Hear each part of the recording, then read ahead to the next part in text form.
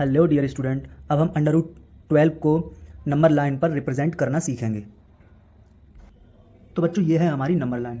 अब बच्चों हम क्या देखेंगे कि संख्या रेखा पर कौन कौन किधर किधर आता है, देखते हैं ज़रा हम लोग। तो जैसे कि मैंने ये एक नंबर लाइन आपके सामने ड्रॉ की।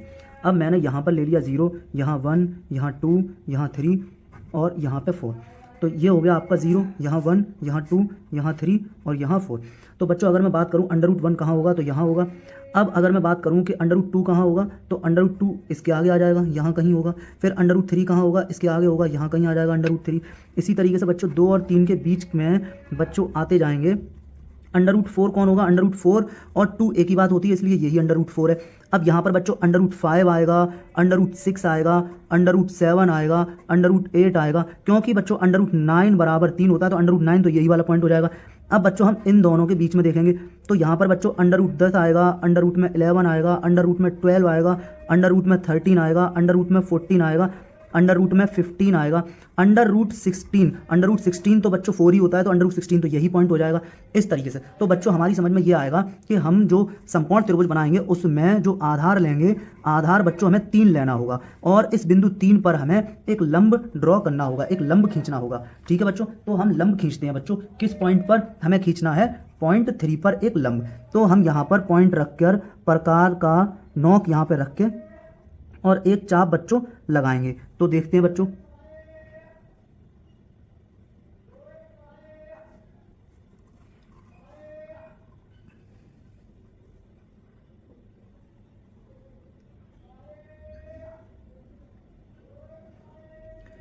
ये हमने अर्धवृत्ताकार एक चाप यहाँ पर लगा दिया जो इस संख्या रेखा को कट कर रहा है। अब ये संख्या रेखा को यहाँ पर कट कर रहा है, उसी बिंदु पर हम प्रकार की नोक को रखेंगे और इस चाप को हम एक अतिरिक्त एक इस चाप से हम इसको काट देंगे। तो ये हमने काट दिया, इस चाप को हमने इस चाप से बच्चों काट दिया। अब हम यहाँ जो अभी कट का निशान आया है, अब इस वाले चाप पर जो ये कट का निशान आया है, इस चाप पर हम इस प्रकार की नोक को रखेंगे और इसको हम फिर दोबारा से काट देंगे, इस चाप को काट देंगे। तो बच्चों हमने ये काट दिया, इस चाप को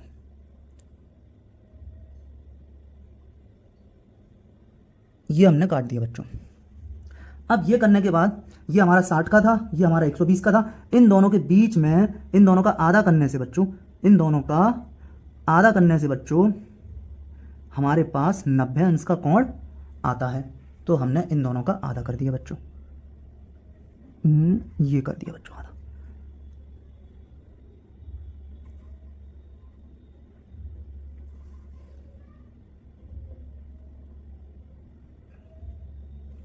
अब बच्चों हम लोग क्या करेंगे, इस पॉइंट को और इस पॉइंट को मिलाते हुए एक सीधी लाइन यहां पर खींच देंगे।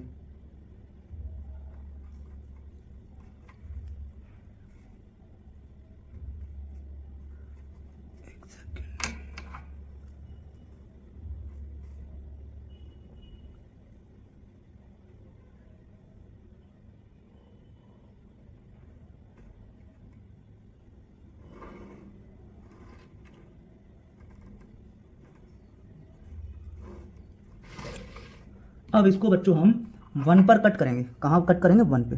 तो हमने ये देखा 1, ये बच्चों हमारा हो रहा है 1, ये देखो बच्चों 1, ये हो गया बच्चों 1। तो हम यहाँ रखेंगे प्रकार की नोक और हमने एक 1 का आर्क ये लगा दिया। अब बच्चों हम क्या करेंगे, इसको मिला लेंगे।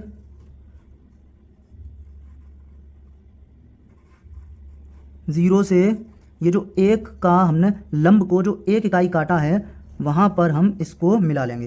तो हमने बच्चों ये मिला लेना है, ये हमने मिला लिया।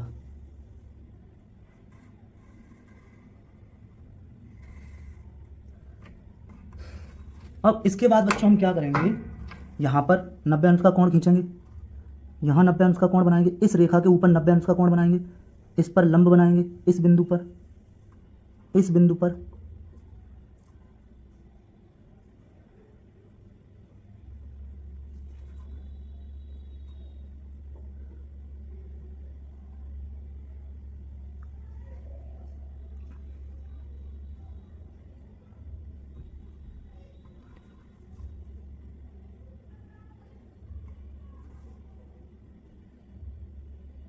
यहाँ और फिर यहाँ पर रख के यहाँ, और फिर ये हमने 60 और 120 के लगाए, और अब इसके बीच में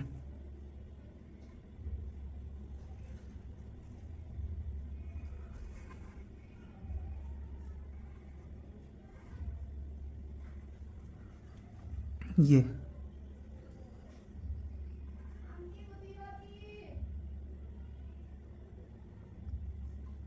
अब हम यहाँ से इसको मिलाते हुए, इस पॉइंट को और इस पॉइंट को मिलाते हुए एक रेखा खींच लेंगे।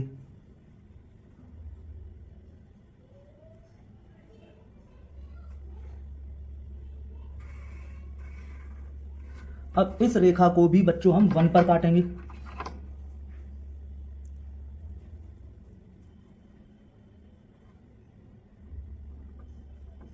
ये बच्चों हमने 1 पर काट लिया, और अब हम इस समकोण त्रिभुज को कंप्लीट कर लेंगे बच्चों।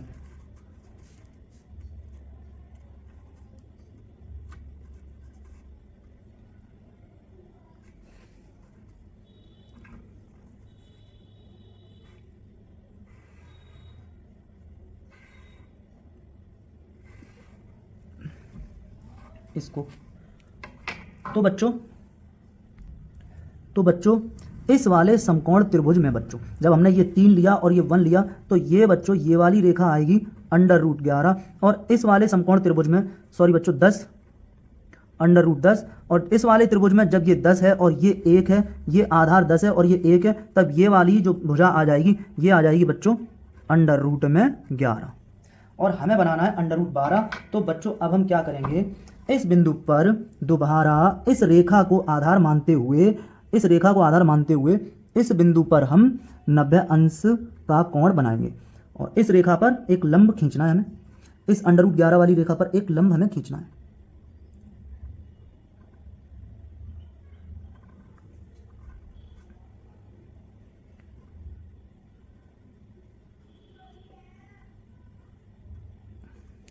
अब हम इस कट पर रखेंगे प्रकार की नोक को, और इस चाप को हम काट देंगे।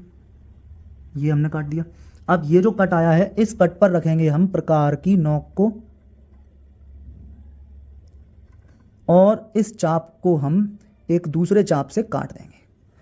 तो ये 60 होगा और ये 120 हो जाएगा। अब इन दोनों के बीच में, इस वाले कोण का हम अर्धक कर लेंगे, इसका बीच में, तो वो आ जाएगा हमारा 90 का कोण।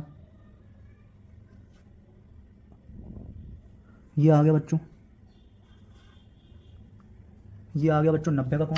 अब हम यहाँ पर एक सीधी रेखा इस बिंदु से और इस बिंदु से, जो हमारा ये प्रतिच्छेद बिंदु आया, दो चापों का ये प्रतिच्छेद बिंदु आया, और ये जो बिंदु है, इस बिंदु से हम मिलाते हुए एक सीधी रेखा खींच देंगे बच्चों।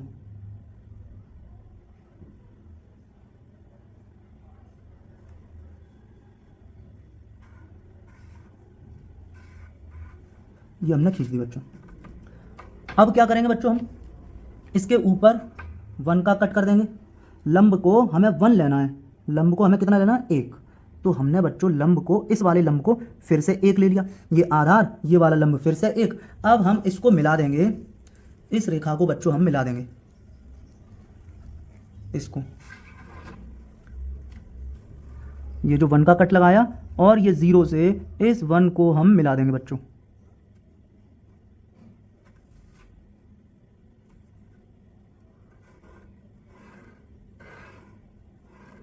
ये बच्चों हमने मिला दिया, और ये आ गया बच्चों √12। ये आ गया बच्चों √12। अब इस √12 को हम, ठीक है, त्रिज्या लेकर, प्रकार के अंदर त्रिज्या लेकर इसमें भर लेंगे, त्रिज्या की तरह। इस √12 को यहाँ हम रखेंगे प्रकार की नोक, और हमने ये नाप लिया √12 को। √12 को नापने के बाद बच्चों हम क्या करेंगे कि हम एक आर्क यहाँ से लेंगे, एक चाप ऐसा लेंगे, और जो कि वो यहाँ से चलेगा और वो संख्या रेखा को काटेगा बच्चों। तो ये वो संख्या रेखा को काट रहा है, ये यहाँ काटा आके, यहाँ इस चाप ने, ठीक है ना। तो ये जो चाप मैंने लगाया ये जीरो से, ये कितनी लंबाई का है, जीरो से ये √12 लेंथ का है, √12 लंबाई का ये मैंने चाप लगाया। तो बच्चों ये जो पॉइंट आया, ये जो मैंने चाप लगाया, ये जो पॉइंट है, ये चाप ने √12 लेंथ वाले चाप ने संख्या रेखा को जहां कट किया है वही पॉइंट, वही जगह है कितनी, वही पॉइंट है कितना, वही पॉइंट है बच्चों √12। ये पॉइंट की वैल्यू है √12 बच्चों, यही है √12, ये वाला पॉइंट। तो ये हमने √12 को संख्या रेखा पर निरूपित कर दिया बच्चों। ठीक है, तो कोशिश कीजिए, समझिएगा, आएगा। ओके, शुक्रिया।